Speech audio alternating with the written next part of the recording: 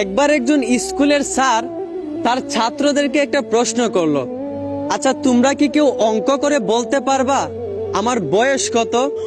তখন একজন ছাত্র হাত তুলে বলল, স্যার আমি বলতে পারবো আপনার বয়স কত। স্যার তখন বলল, আচ্ছা বলো তাহলে আমার বয়স কত।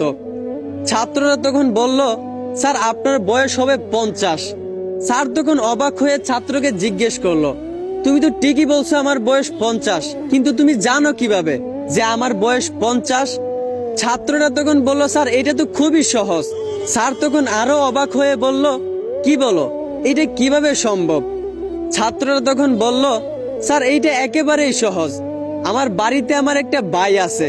আমার ভাই হচ্ছে হাফ পাগল, আর তার বয়স হচ্ছে 25, আর আপনি হচ্ছেন একটা পুরো পাগল। তাই ভাবলাম আপনার বয়স 50। আমার ভাই হচ্ছে হাফ পাগল, তার বয়স যদি 25 হয়, আপনি তো একটা পুরো পাগল, তো আপনার বয়স তো অবশ্যই 50 হবে। স্যার তখন রাগান্বিত হয়ে বলল, কি বলে এসব? আমাকে তোমার কোন দিক দিয়ে পাগল মনে হয়? ছাত্র তখন বলল, স্যার আপনি যদি পাগল না হন তাহলে আপনার বয়স আমাদেরকে অঙ্ক করে বলতে বললেন কেন? আপনার বয়সের সাথে অঙ্কের সম্পর্ক কি? এই গল্পটা আপনাদের কাছে হাস্যকর মনে হতে পারে, কিন্তু আসলে এটাই বাস্তব।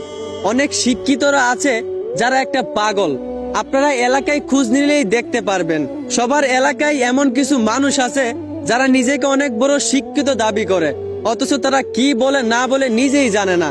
কথাবার্তা কাদের সাথে কিভাবে বলতে হয় সেইটাই জানে না। আবার তারা নিজেকে উচ্চ শিক্ষিত দাবি করে। এই জন্যই বলা হয় যে শিক্ষিত লোকটা বেশিরভাগই পাগল হয়। আশা করি বুঝতে পারছেন। ধন্যবাদ।